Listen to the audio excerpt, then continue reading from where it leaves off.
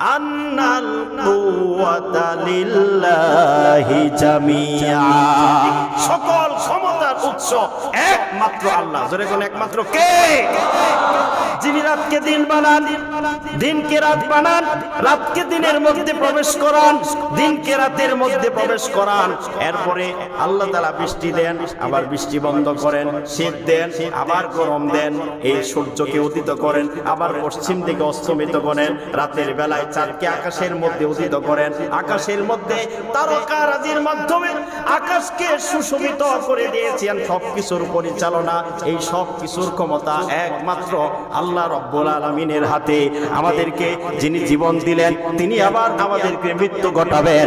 আর পৃথিবীর মধ্যে কোনো মানুষ যদি কোনো মানুষকে হত্যা করে, তার বিরুদ্ধে তাকে অভিযুক্ত করা হয়, তার বিরুদ্ধে মামলা হয়, তার বিরুদ্ধে বিচার হয়। কিন্তু আল্লাহ তাআলা এত ক্ষুদ্রত না, এত ক্ষমতাবান, রাষ্ট্রপতিকে মৃত্যু দিবেন, রাষ্ট্রপ্রধানকে মৃত্যু দিবেন। আল্লাহর ক্ষমতায় হস্তক্ষেপ করার অধিকার পৃথিবীর কোনো মানুষের নাই, ঠিক কিনা?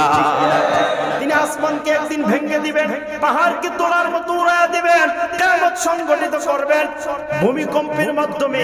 আল্লাহ তাআলা যদি 1 মিনিট ভূমিকম্প দেন, 1.5 মিনিট ভূমিকম্প দেন, এর মধ্যে হাজার হাজার লক্ষ লক্ষ মানুষ ধ্বংসস্তূপে পরিণত হয়ে যায়, মাটির গর্ভে বিলীন হয়ে যায়। আল্লাহ তাআলা এত কুদরত এবং ক্ষমতার মালিক, সেই আল্লাহ তাআলাকে অসীম কুদরত এবং ক্ষমতার কারণেই ভয় করতে হবে। আল্লাহর ভয় যদি কারো মধ্যে না থাকে, সেই ব্যক্তি ধ্বংস হয়ে যাবে।